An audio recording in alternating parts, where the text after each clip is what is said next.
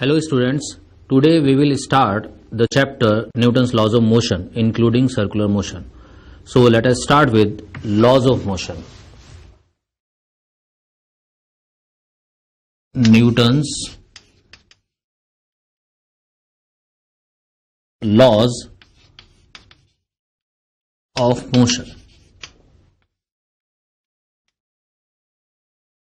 As you know, Newton gave 3 laws of motion. We discuss them one by one. This is first law.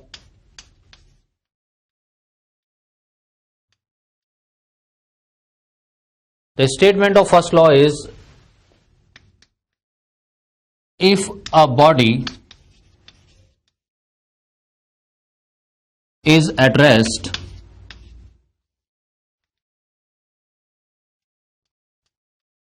it remains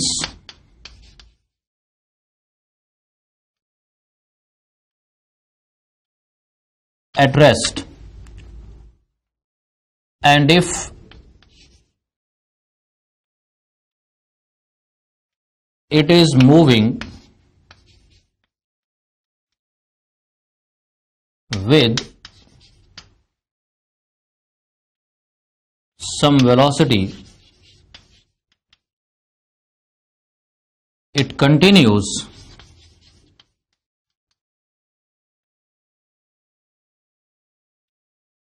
to be moving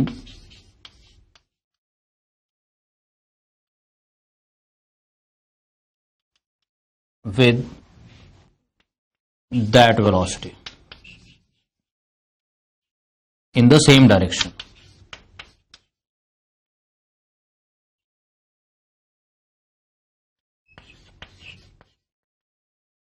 Until unless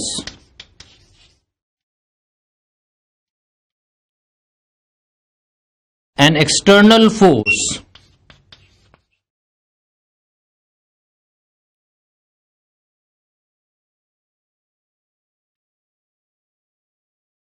is applied on it, or more accurately you can say a net external force. A net external force is applied on it. ये statement है first law का. इसमें जो first part है इस law का, यहां से यहां तक, अनटिल अनलेस से पहले, this part, if a body is at rest, it remains at rest, and if it is moving with some velocity, it continues to be moving with that velocity in the same direction. This part is law of inertia. As you know, inertia भी यही होता है कि अगर body rest पे, it remains at rest. If it is moving with some velocity, it continues to be moving with the same velocity. So Newton's first law contains law of inertia. Similarly, after this until unless a net external force is applied on it, ये जो बाद में बोल रहा है कि अगर हम इस पे कोई फोर्स लगाते नहीं हैं तब तक ऐसा होता है. बॉडी रेस्ट पे तो रेस्ट पे रहती है और चल रही किसी वेलोसिटी से तो चलती रहती है. तो एक्चुअली अगर ध्यान से देखें, इसमें 2 क्वांटिटीज के बारे में डिस्कशन आया है. First part of this law is law of inertia and later part of this law is definition of force. Actually ये कह रहा है बॉडी रेस्ट पे तो रेस्ट पे रहेगी, चल रही है तो चलती रहेगी किसी वेलोसिटी से, जब तक कि उस पे फोर्स नहीं लगाया जाए. इट मींस फोर्स वो होता है जो रखी हुई बॉडी को चला दे या चलती हुई बॉडी की वेलोसिटी को चेंज कर दे.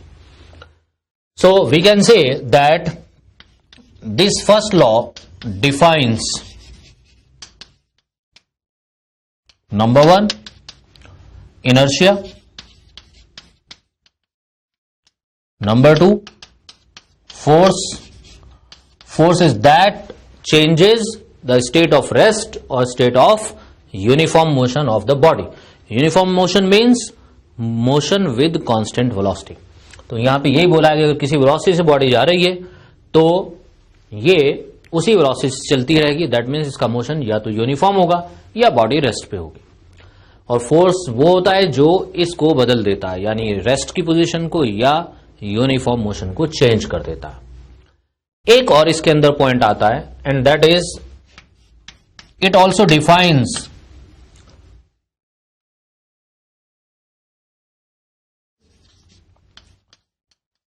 inertial frame of reference.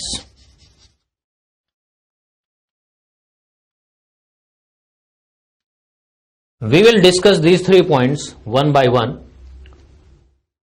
At this stage, I would like to say something about this inertial reference frame. Actually, the frames in which Newton's first law is valid are called inertial frame of reference. Now, inertia जैसे हम बता चुके हैं कि देख भी लिया है हमने न्यूटन्स फर्स्ट लॉ में कि अगर बॉडी रेस्ट पे है तो वो रेस्ट पे रहती है, और अगर चल रही है किसी वेलोसिटी से तो उसी वेलोसिटी से चलती रहती है. इट मीन्स बॉडी की ये जो प्रॉपर्टी होती है जिसकी वजह से वो अपने मोशन को मेंटेन करती है या अपनी स्टेट ऑफ रेस्ट को मेंटेन करती है, उसको हम इनर्शिया कहते हैं. लिटरल मीनिंग जो इनर्शिया का है, literal meaning of inertia is resistance to change.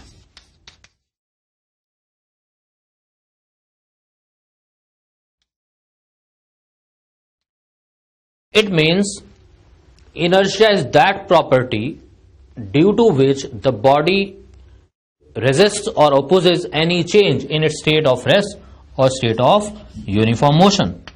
So we can say inertia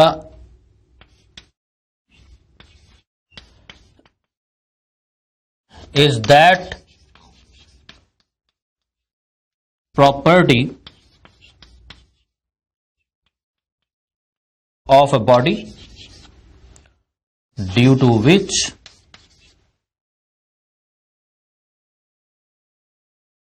it opposes any change in its state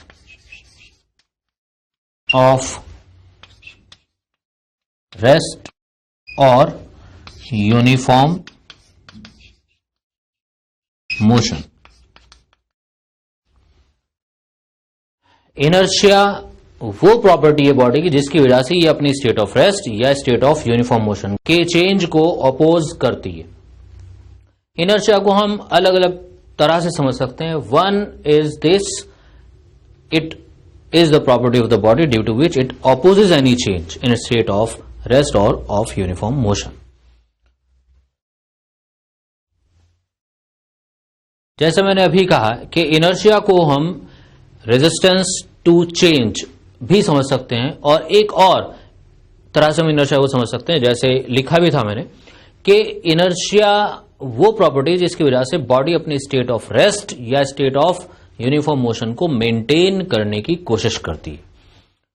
इसको इनर्शिया को कभी कभी ऐसे भी कहा जाता है कि it is the inability of an object.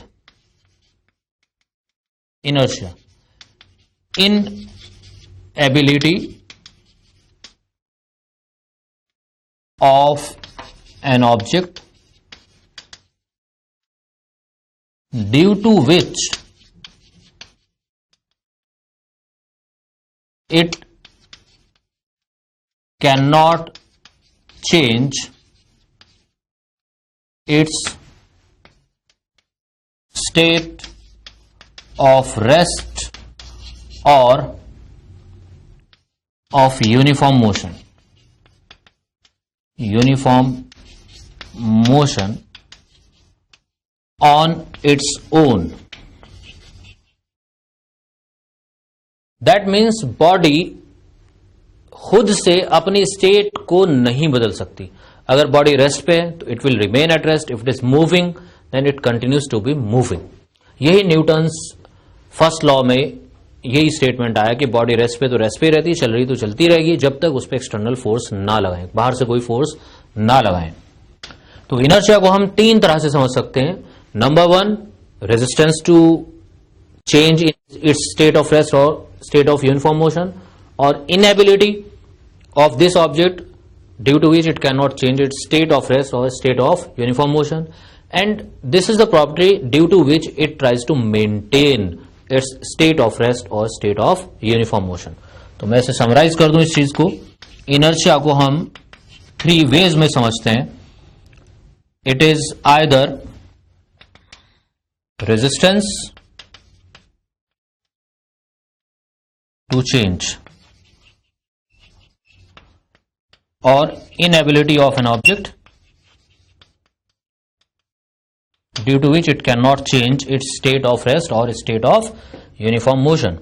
And third one is it tries to maintain its state of rest or state of uniform motion. This is inertia. Now inertia is of three types of inertia.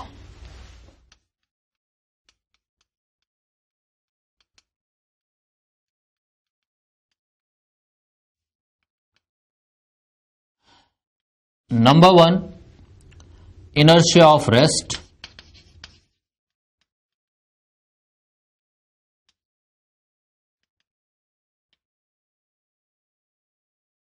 ये rest से related है. Body अपनी state of rest को change नहीं कर सकती on its own. इस property को कहते हैं इनर्शिया ऑफ रेस्ट. और इसके कुछ एग्जांपल्स हैं. जैसे कोई बॉडी रेस्ट पे है तो रेस्ट पे रहती है जब तक उसको नहीं चलाया जाए. सपोज हम किसी बस में बैठे हुए हैं और बस सडनली स्टार्ट कर जाए तो हमें पीछे को जर्क लगता है. Actually it is due to inertia of rest. हमारी बॉडी रेस्ट पे रहना चाहती है but the lower part of our body is in contact with the seat of the bus. Bus के सीट के कॉन्टैक्ट में है लोअर पार्ट हमारी बॉडी का. तो जब बस चलना शुरू होती है, suppose this is lower part and this is upper part, this lower part of our body starts moving with the bus and the upper part of the body remains at rest. So that is why we move this way suddenly और हमें feel होता है कि हमें पीछे को jerk लगा है. तो when we are sitting in a bus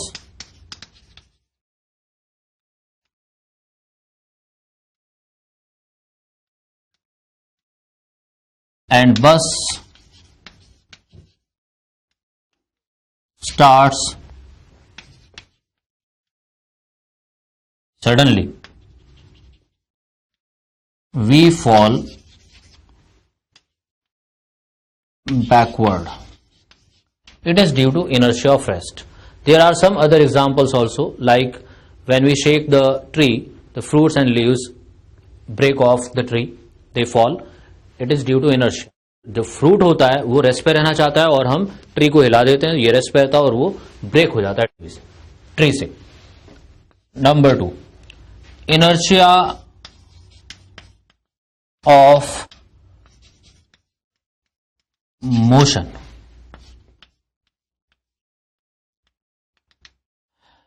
अगर बॉडी मूविंग है, it is in motion, it tries to maintain its motion, or in other words it cannot change its state of uniform motion on its own.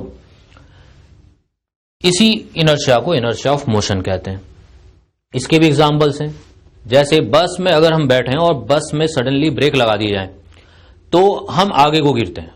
तो it is due to this reason. हमारा जो lower part है body का, it is in contact with the seat, it stops with the bus, but the upper part is moving. हमारा upper part moving है और वो free है, it is not in contact with the seat. Seat के साथ हमारे body का lower part रुक जाता है और ये आगे चल रहा है, इसलिए हम आगे को गिरते हैं.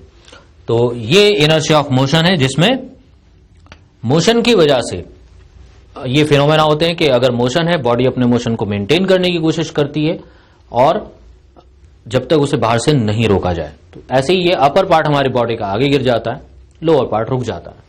Third is inertia of direction.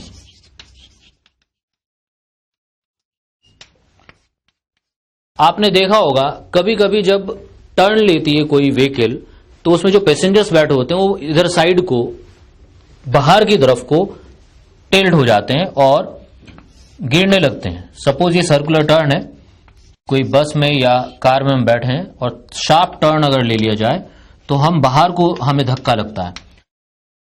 It is due to inertia and this is inertia of direction. इसमें बॉडी खुद से अपनी डायरेक्शन ऑफ मोशन को नहीं बदल सकती. अगर हमें बदलना है तो हमें कोई फोर्स लगाना पड़ेगा. तो जब हम जा रहे होते हैं ऐसे सीधे और सडनली ये व्हीकल टर्न ले ले तो हमारी बॉडी सीधे चलने की कोशिश करती है, तो हमें लगता है सर्कुलर ट्रैक से हम बाहर को आ गए. जब ये व्हीकल ऐसे टर्न करेगी हम जाएंगे सीधे, हमारी बॉडी सीधे जाने की कोशिश करती है तो हमें बाहर को धक्का लगता है। This is inertia of direction. So these are three types of inertia: inertia of rest, inertia of motion, inertia of direction. These last two types are also known as inertia of velocity because velocity has got both magnitude and direction. Inertia of velocity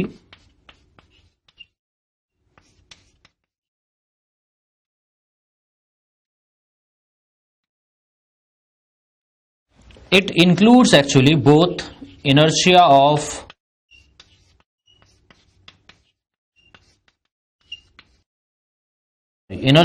motion and inertia of direction.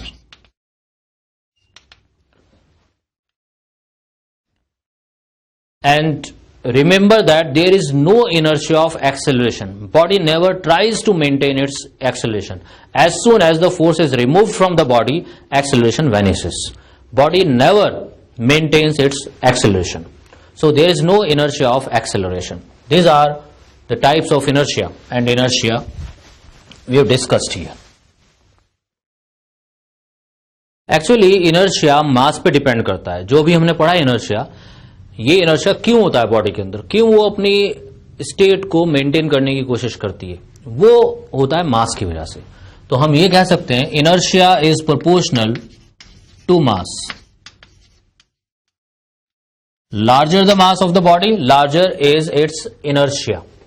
All types of inertia: inertia of direction, inertia of motion, inertia of rest. Okay.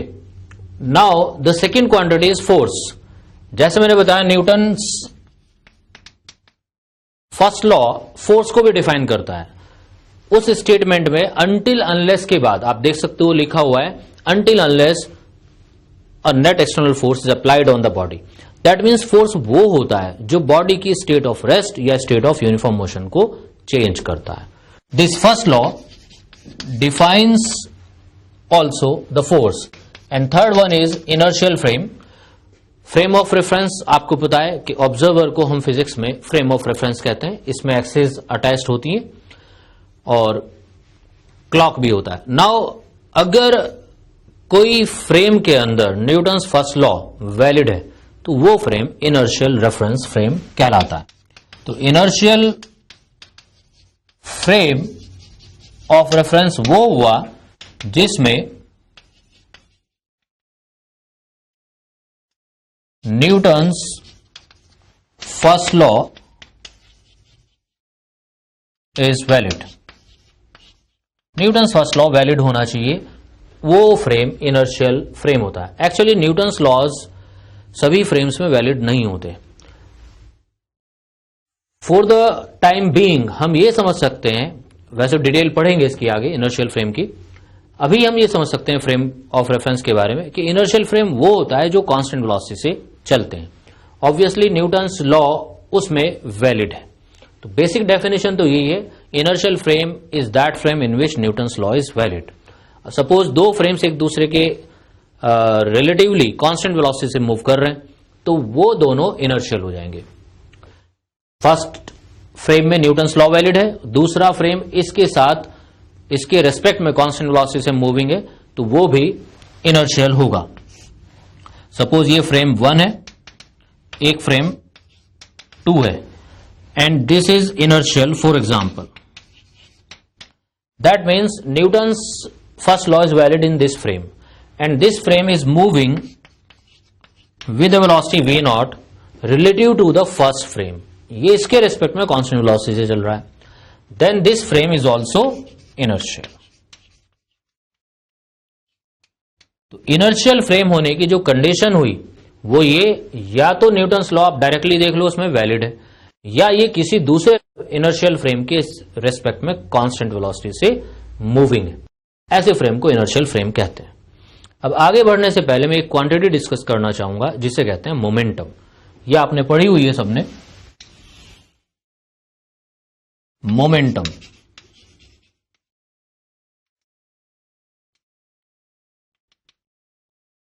Momentum is actually quantity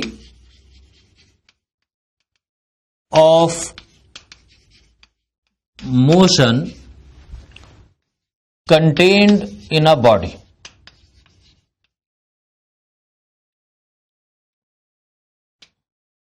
that means body के अंदर कितना motion है उसकी measurement होती है momentum से. But it is not definition of this momentum, it is just a description of momentum. Definition is given by this formula.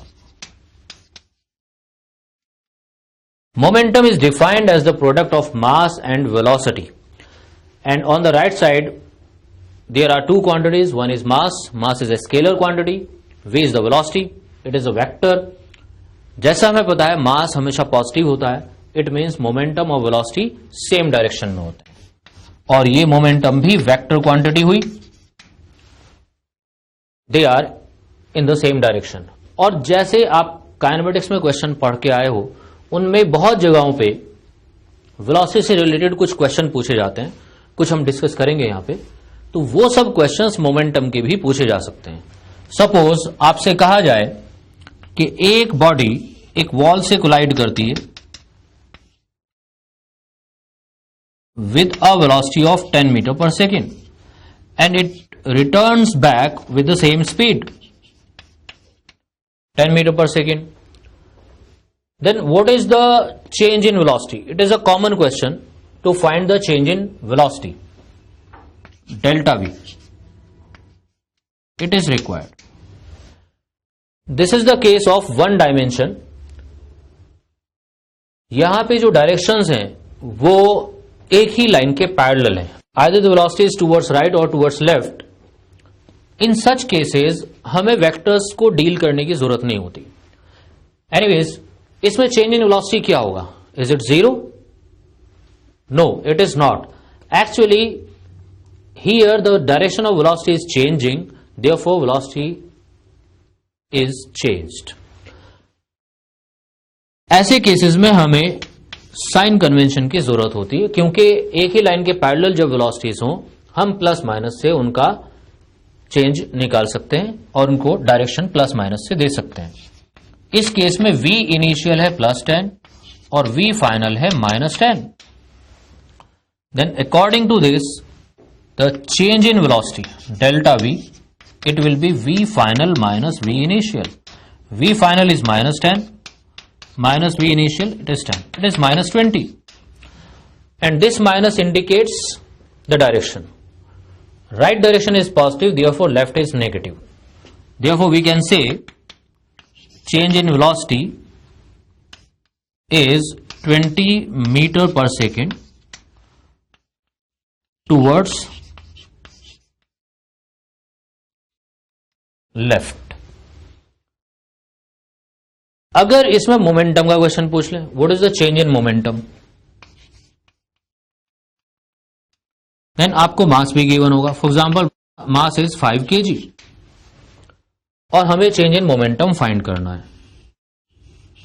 तो बहुत सिंपल है, क्योंकि वेलोसिटी को मास से इंटू करोगे तो मोमेंटम बन जाएगा. तो आप यहां ये भी कर सकते हो, चेंज इन वेलोसिटी निकालो, बाद में m से मल्टीप्लाई कर दो, यानी ये P2 होगा mv2, P1 mv1. तो आप डेल्टा P लिखोगे P2 minus P1, m will be taken out, that is m delta V. That means कि अगर चेंज इन मोमेंटम निकालना, आप सीधा ये भी लगा सकते हो m delta V, mass into change in velocity. और चेंज इन वेलोसिटी अभी हमने जैसे देखा -20 था with proper sign, mass is 5, it is -20, it is -100 kilogram meter per second. It is a unit of momentum. Minus again is towards left. It indicates that the change in momentum is towards left.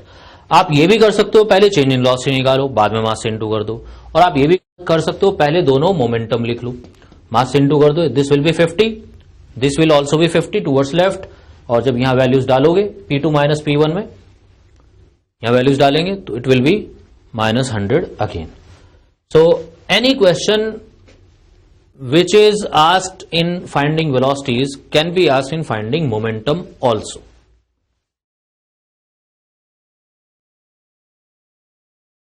अब मैं एक ऐसा question discuss करने जा रहा हूं जो बहुत कॉमन है, बहुत कॉमनली यूज होता है, दूसरे क्वेश्चंस में भी यूज होता है। एक सरफेस पे कोई बॉडी किसी एंगल पे स्ट्राइक करती है और रिबाउंड हो जाए। अगर दोनों तरफ वेलोसिटी सेम रहती है, वेलोसिटी की वैल्यू सेम, और सपोज ये जो एंगल्स हैं ये भी इक्वल है। एक्चुअली ऐसे कॉलिजन को इलास्टिक कॉलिजन कहा जाता है, जिसमें इक्वल स्पीड से बॉडी रिटर्न होती है eight the same angle. This is elastic collision. इसमें हमें चेंज इन वेलोसिटी या चेंज इन मोमेंटम फाइंड करना होता है। चेंज इन वेलोसिटी और चेंज इन मोमेंटम।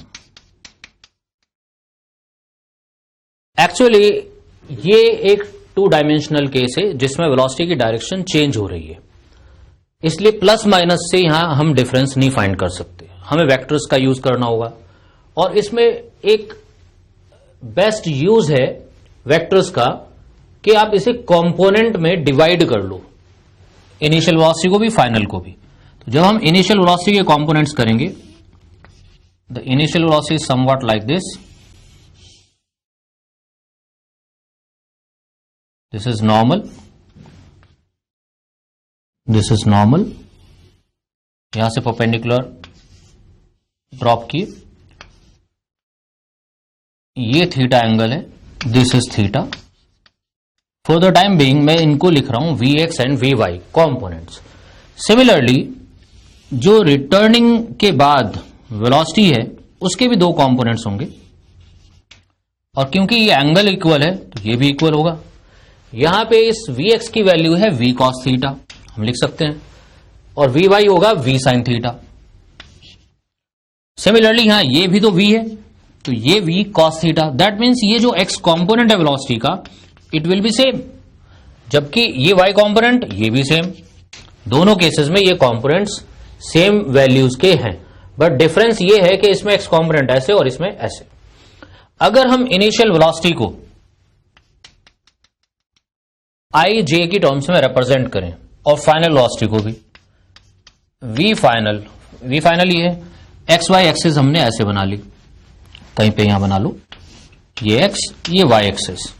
तो v फाइनल होगा फाइनल वेलोसिटी, इसका x component negative x direction में है तो माइनस vx i, और y कंपोनेंट भी नेगेटिव डायरेक्शन में है तो माइनस vy j।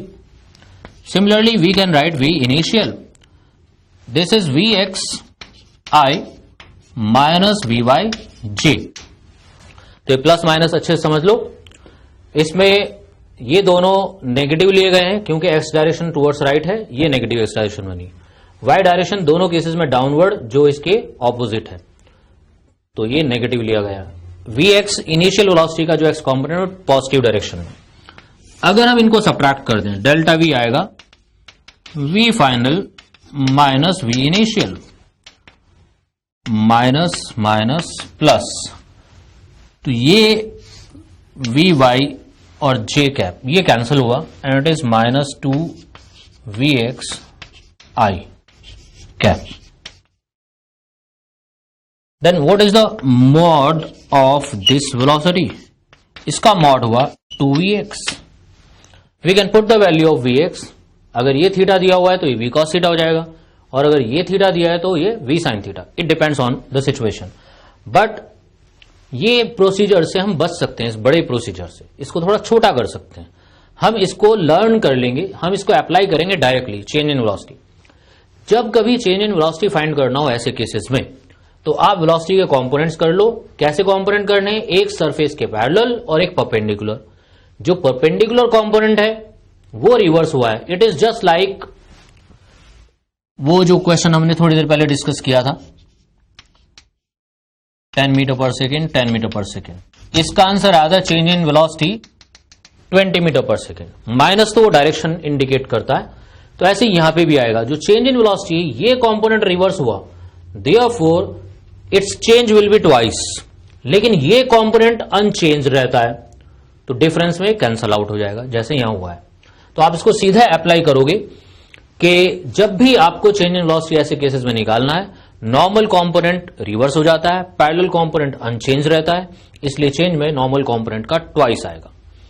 इसी से आप चेंज इन मोमेंटम लिख सकते हो। It is quite simple. Delta P is mass times delta we, आप मॉड लगा दें तो delta P mod is m into 2vx, 2mvx। तो ये आप याद रखो बच्चों, ये बहुत कॉमनली यूज होने वाला रिजल्ट है, जिसमें वेलोसिटी किसी एंगल पे होती है और रिटर्न हो जाती है बॉडी उतने ही एंगल पे। अगर डिफरेंट है तो आप आईजे के ऐसे ही लगाओ और इसी तरह से करो बेसिक से। लेकिन अगर यही वाला केस आता है जिसमें रिवर्स हो जाए with the same speed at the same angle, then आप डायरेक्टली लिख सकते हैं नॉर्मल कंपोनेंट का ट्वाइस चेंज इन वेलोसिटी आएगा और इससे चेंज इन मोमेंटम आप लिख सकते हैं। ओके, एक और रिजल्ट है वेक्टर्स का कि अगर कोई वेक्टर थीटा एंगल से टर्न हो जाए, ये भी काफी यूज होता है। सपोज ये वेक्टर है A, it's value remains same but it turns by theta angle, then change in this vector comes out to be 2a sin theta by 2 and direction of delta a is 90 plus theta by 2 with the initial direction. Initial direction से 90 plus theta by 2 का angle बनाती ये change in vector की direction. That means जैसे ये अगर case लें हम, इसमें इनिशियल वेक्टर इस डायरेक्शन में, फिर ये टर्न होके थीटा एंगल से टर्न होके ऐसे जा रहा है, इट टर्न्स दिस वे, तो change in A that is 2a sin theta by 2, that is a different thing. The direction of this change 90 plus theta by 2, ए इस डायरेक्शन में इनिशियल डायरेक्शन ये है, इससे 90 plus theta by 2, 90 plus theta by 2 कुछ ऐसे आएगा ये। तो इस केस में भी ये चेंज आ रहा है 90 plus theta by 2, that means change is somewhat like this. तो देख लो कैसे हम चेंज की रफली, कई बार तो ऑब्जेक्टिव्स ऐसे होते हैं जिसमें हमें सिर्फ ये एरो ही बताना है किधर को आएगा, तो आपको ये रफली आइडिया करना आना चाहिए कि डेल्टा ए की direction 90 plus theta by 2 with the initial है, इनिशियल डायरेक्शन ये, इसको पहले 90 डिग्री टर्न किया फिर theta by 2, it will be somewhat like this. This how we find change in vector. ये वेलोसिटी भी हो सकती है, मोमेंटम भी। वेलोसिटी मोमेंटम के कॉमन क्वेश्चन होते ही हैं, जैसे मैंने बताया काफी क्वेश्चंस होते हैं इनके। सपोज एक बॉडी ये सर्कल पे मूव कर रही है and it turns by 90 degrees.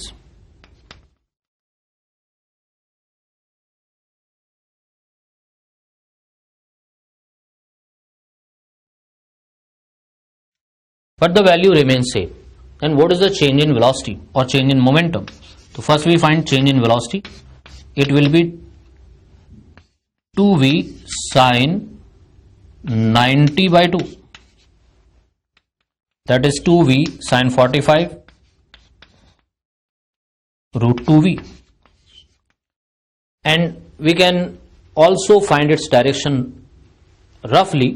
It will be 90 plus theta by 2. Theta is 90 over here, तो डायरेक्शन जो आएगी वो आएगी 90 plus 90 by 2. It is 135. Initial direction को 135 डिग्री से घुमाओगे, यहां तक तो 90, 135 कुछ ऐसे, तो डायरेक्शन ऑफ चेंज कुछ ऐसे आया।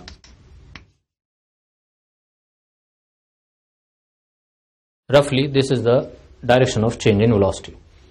इनिशियल डायरेक्शन को रोटेट किया बाय 135।